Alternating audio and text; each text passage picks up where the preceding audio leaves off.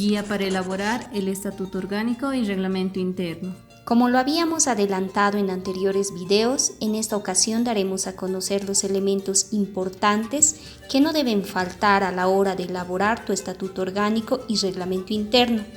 Ambas normas como requisito indispensable para la gestión de la personalidad jurídica de tu organización territorial o social. ¿Qué es el Estatuto Orgánico y Reglamento Interno? Son las normas internas de tu organización. Ambas se asemejan a la Constitución Política del Estado en un país, pero esta vez de aplicación exclusiva en tu organización. ¿Por qué son importantes? Porque en ellas se establecerán reglas generales de funcionamiento, la forma de organización interna, ya sea esta territorial, política, económica y productiva, así como también el régimen disciplinario al que deben sujetarse los habitantes de tu organización. ¿Quiénes elaboran el Estatuto Orgánico y Reglamento Interno? ¿Puedo yo, como autoridad de mi organización, elaborarlas? Quienes participan en la elaboración de ambas normativas son todas las autoridades y afiliados de tu organización. Son quienes a la cabeza del directorio y reunidos en una asamblea determinarán su contenido. Las leyes departamentales 133 y 166 de personalidades jurídicas del Departamento de La Paz establecen el contenido mínimo para elaborar estas normas internas y para una mejor comprensión y explicación la organizaremos por capítulos y artículos. Capítulo 1 de los aspectos generales. En el primer capítulo vamos a establecer aspectos generales pero de suma importancia para tu organización, como ser, constitución, denominación, domicilio específico, marco legal. Artículo 1. Constitución. En la que se deberá ratificar la voluntad de los habitantes en crear, fundar u organizarse, amparados en los artículos 2 y 30 de la Constitución Política del Estado, consignando además la fecha de fundación y la jurisdicción en la que se encuentra, señalando el municipio, provincia y departamento. Artículo 2. Denominación. El nombre de tu organización con la que la individualizas respecto de otras organizaciones. Artículo 3. Domicilio específico. En ella debes señalar dónde se encuentra tu organización, cuál es la ubicación exacta de la sede social, casa cultural, lugar donde se desarrollan sus reuniones o asambleas, señalando además el municipio y la provincia a la que pertenece. Artículo 4. Marco legal. En este artículo se establecerán las normas que amparan a tu organización, por lo que deberás insertar las siguientes normativas. Constitución Política del Estado, artículo 21, numeral 4. Artículos 30, 31, 32, 190 y 192. Ley 073, Ley de Deslinde Jurisdiccional. Ley 031, Ley Marco de Autonomías y Descentralización Andrés Ibáñez. Ley 348, Ley Integral para garantizar a las mujeres una vida libre de violencia. Ley 045, Ley contra el racismo y toda forma de discriminación. Usos y costumbres de tu organización. Capítulo 2 de los principios, fines y objetivos. En un segundo capítulo se deberá establecer los principios, fines, objetivos, capacidad jurídica. Artículo 5. Principios. Los principios te ayudarán a establecer las directrices para un buen comportamiento dentro de la organización. Es por ello que las leyes departamentales 133 y 166 de personalidades jurídicas del Departamento de La Paz señalan que deben rescatarse lo establecido en las siguientes normativas. Ley 348 en su artículo 4, Ley 045 en su artículo 2. Al tratarse de una comunidad, no podemos olvidar la inclusión de sus principios, como ser el Amazúa, Amayuya, Amaqueya, entre otros. Artículo 6. Fines. Es decir, ¿qué queremos lograr a largo plazo como organización? Por ello se debe establecer cuáles son esos fines últimos que pretende alcanzar la organización. Por ejemplo, para una comunidad puede ser el suma camaña, vivir bien. Artículo 7. Objetivos. Entendidos como esos pequeños pasos para lograr los fines que se han propuesto como organización. Deben redactarse iniciando con verbos infinitivos, es decir, aquellos que acaban con ar, ir, or, ur. Estos objetivos, ya sean generales o específicos, deberán ser planteados de acuerdo a las necesidades de la organización. Artículo 8. Capacidad jurídica. Entendida como la aptitud de la organización para asumir derechos y obligaciones por sí mismo, sin dependencia de una persona o institución externa a la organización. Es importante la capacidad jurídica toda vez que nos permitirá alcanzar los fines y objetivos propuestos. Capítulo 3 de la afiliación y exclusión. En el siguiente capítulo vamos a hacer referencia a aspectos más particulares referidos a quienes forman parte de la organización.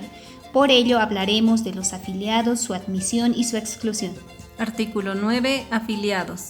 Son aquellas personas que cumpliendo ciertos requisitos exigidos por la organización pueden ser parte de ella.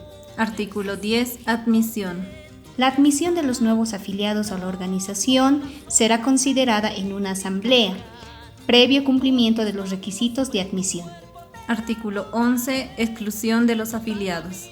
Asimismo, la organización deberá establecer aquellas causales que ameriten la pérdida de la calidad de afiliado, teniendo como consecuencia la eliminación de la lista. Además de ello, debemos establecer cuáles serán los derechos y obligaciones de los afiliados.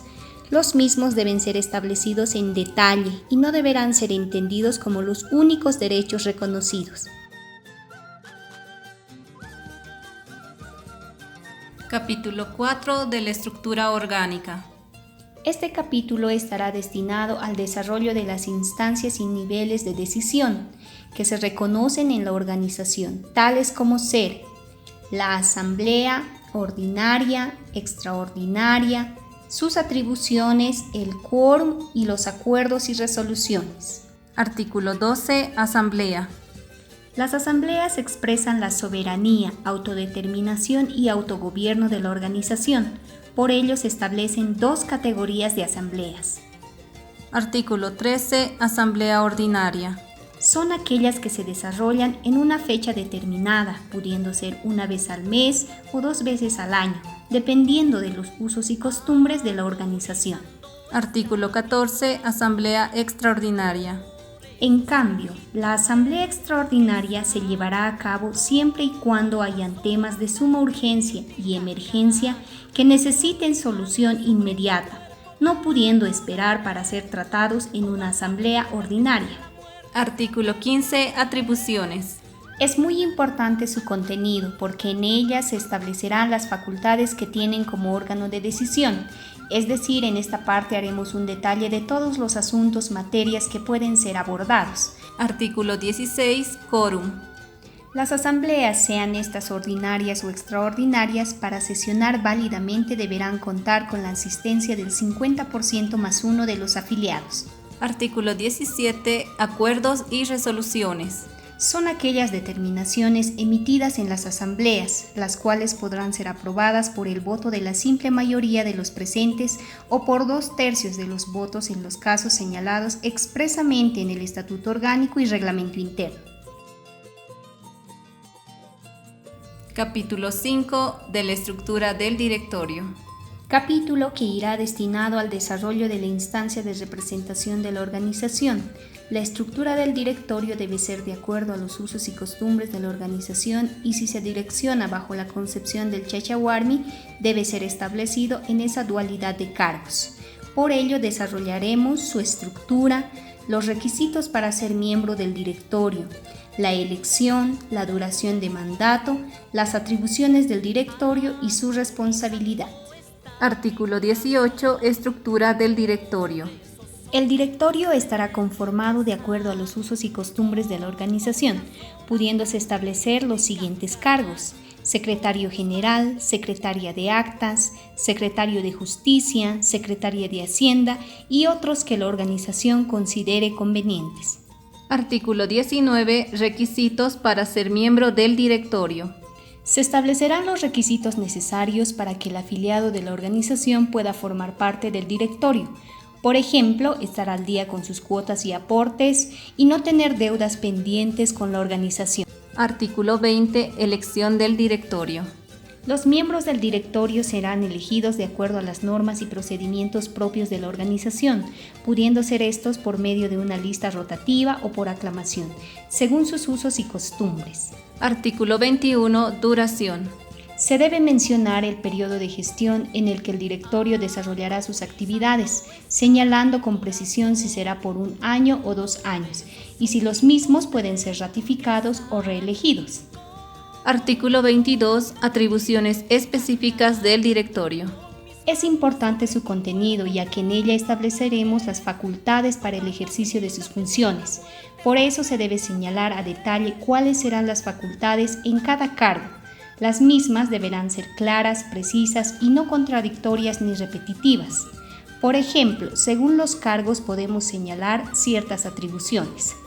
Para secretario general, representar legalmente a la organización ante instituciones públicas del gobierno nacional, departamental y municipal, ante organizaciones privadas, nacionales o internacionales. Para el secretario de actas, levantar actas de reunión en asamblea ordinaria, extraordinaria y otras actividades de la organización. Para el secretario de justicia, resolver en cuanto sea posible los conflictos que se susciten entre afiliados. En caso de encontrar solución, poner en conocimiento de la asamblea para su respectiva consideración. Para el secretario de Hacienda, administrar los aportes, donaciones y el presupuesto de la organización conjuntamente con el secretario general u otro asignado. Artículo 23. Responsabilidad del directorio. Los miembros del directorio pueden ser responsables de manera solidaria o mancomunada. Esto para la correcta administración de la organización y para el adecuado ejercicio de sus funciones.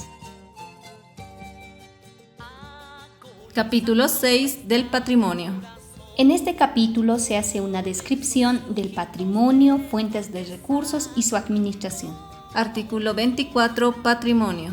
Son aquellos bienes muebles o inmuebles que posee la organización, como ser áreas de equipamiento, infraestructura social y productiva, maquinarias, entre otros. Artículo 25. Fuentes de recursos.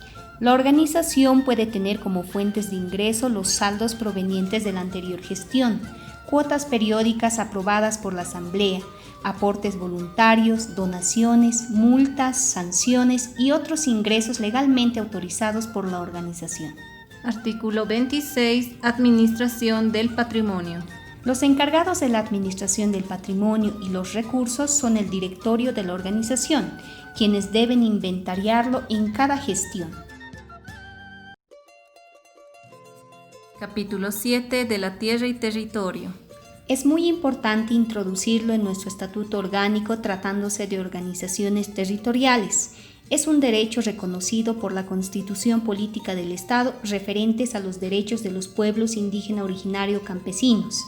En su artículo 30, parágrafo 1, inciso 4, 6, 10 y 17, en los cuales se establece el derecho a la libre determinación y territorialidad. Bajo este respaldo constitucional y otras normas vigentes, se debe regular en nuestra normativa aspectos sobre la tierra y el territorio, como ser el aprovechamiento sustentable de la tierra, el cumplimiento de la función social, el reconocimiento de la propiedad familiar, individual y colectivo, los linderos y mojones, la compra y venta de la propiedad, la sucesión hereditaria, el abandono de la propiedad, el alquiler de la tierra, entre otros aspectos. Capítulo 8 de las disposiciones finales. En este apartado se considerará las disposiciones finales relativas a la modificación, vigencia, vacíos en el estatuto orgánico y la otorgación o reconocimiento de derechos. Artículo 27. Modificación. Cualquier reforma total o parcial del estatuto orgánico deberá ser considerada en una asamblea, con la participación de los afiliados y directorio, procediéndose así con la reforma o modificación aprobada para ser tramitada ante la autoridad que corresponde. Artículo 28. Vigencia. El estatuto orgánico entrará en vigencia a partir de su fecha de aprobación, llevada a cabo en una asamblea, no siendo válida ninguna normativa interna anterior. Artículo 29. Vacíos en el estatuto orgánico. Las situaciones no previstas en el estatuto orgánico podrán ser consideradas o resueltas en una asamblea en el marco de las normas y procedimientos propios de la organización. Artículo 30. Otorgación o reconocimiento de derechos. El reconocimiento o modificación de la personalidad jurídica de la organización no constituye la otorgación de ningún tipo de derecho propietario ni de posesión, ni tampoco determina límites o linderos. Una vez culminado la elaboración del estatuto orgánico, esta deberá estar firmada por el directorio en pleno, señalando el municipio, provincia y departamento al que pertenecen y la fecha en la que es dada por aprobada. La misma debe ir concordante al acta de aprobación.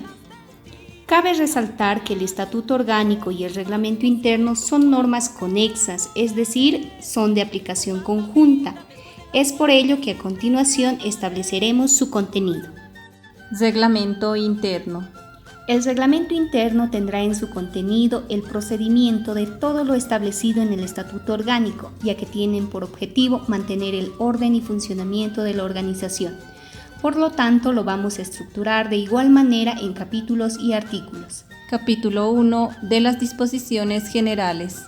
En este capítulo deberá establecerse aspectos generales, por ello los artículos referidos a marco legal, ámbito de aplicación y principios, debiendo ser coincidentes a lo establecido en el estatuto orgánico.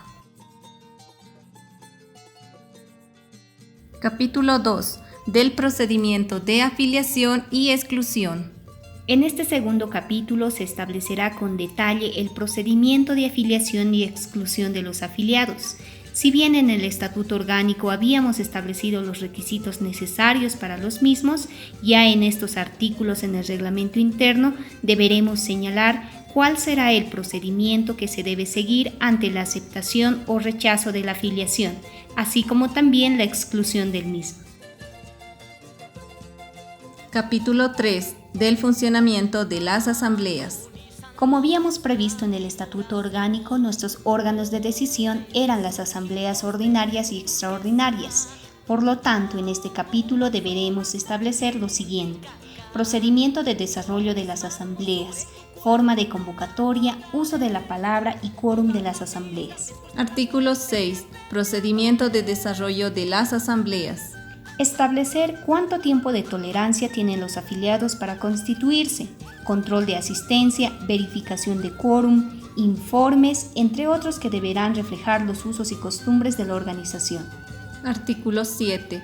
Forma de convocatoria a las asambleas. Se deberá señalar con cuánto tiempo de anticipación deberán ser convocadas, cuáles serán los medios de difusión de convocatoria. Artículo 8. Uso de la palabra en las asambleas.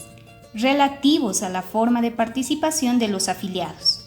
Artículo 9. Quórum de las asambleas.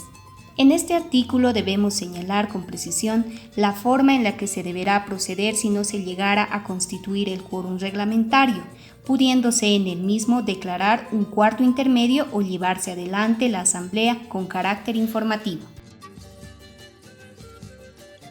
Capítulo 4 del procedimiento de elección del directorio. Si bien habíamos señalado que el directorio es la máxima instancia de representación de la organización, en este capítulo deberemos establecer los pasos a seguir para la elección del mismo, detallando el procedimiento de elección y posesión, la reelección o ratificación del cargo y las causales de revocatoria del mandato del directorio. Artículo 10. Procedimiento de elección y posesión del directorio. Se deberá señalar si esta es rotativa o por aclamación, el periodo de gestión en la que desarrollará sus actividades y la invitación a la autoridad de su ente matriz. Artículo 11. Reelección o ratificación del cargo. Estableciendo las circunstancias o hechos que ameriten su permanencia en el cargo. Artículo 12. Causales de revocatoria de mandato del directorio. Se deberá establecer en qué aspectos podrá la autoridad ser removida del cargo.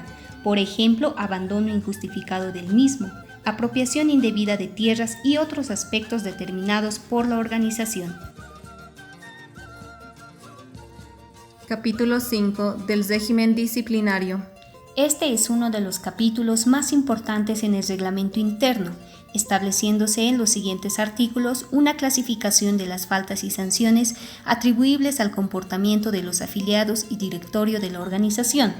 Por ello, estas pueden clasificarse en faltas leves, faltas graves y faltas gravísimas. Encuadrar la conducta en estos tres tipos de faltas dependerá de la gravedad de los actos en los que incurra el directorio o los afiliados de la organización y su reincidencia. Es decir, mientras más grave sea su falta, más grave será su sanción. Cabe resaltar que las sanciones en cualquiera de estas tres categorías, ya sean faltas graves, muy graves y gravísimas, deberán ser determinadas en una asamblea, en presencia de todos los miembros de la organización, pudiendo incluir entre estas sanciones de carácter pecuniario cuando así lo ameriten u otras sanciones que tengan que ver con el trabajo comunitario, que vea pertinente la organización respetando los derechos humanos. Asimismo, es importante tener en cuenta que la jurisdicción indígena originaria campesina no será aplicable en los hechos suscitados que sean considerados delitos descritos en las normas penales, salvo los casos establecidos por la misma ley y disposiciones conexas. La jurisdicción indígena originaria campesina se aplicará en estricto cumplimiento a usos y costumbres, respetando los derechos humanos, ya que su principal objetivo es corregir al infractor para que reflexione, repare los daños y perjuicios cometidos de acuerdo con las normas y procedimientos propios de la comunidad, siendo su administración de justicia oral o escrita rápida, directa, transparente y abierta a las diversas situaciones, buscando una justicia restaurativa y reparadora. Capítulo 6 de las disposiciones finales. Tomando en cuenta la modificación total o parcial del Estatuto Orgánico, resulta indispensable prever su modificación de manera conjunta, ya que ambas son normas internas conexas. Puntualizaciones al contenido del Estatuto Orgánico para asociaciones. En la estructura del contenido del Estatuto Orgánico de una asociación se deberá insertar los siguientes artículos. Duración. A diferencia de una organización territorial, las asociaciones podrán tener un periodo de duración específico, pudiendo extinguirse por decisión de los asociados. Extinción. El Código Civil menciona 4 causas en su artículo 64 por las que puede extinguirse una asociación. Liquidación. Se debe prever el destino remanente del patrimonio, de acuerdo a lo que establece en el Código Civil en su artículo 65. Firma de abogado.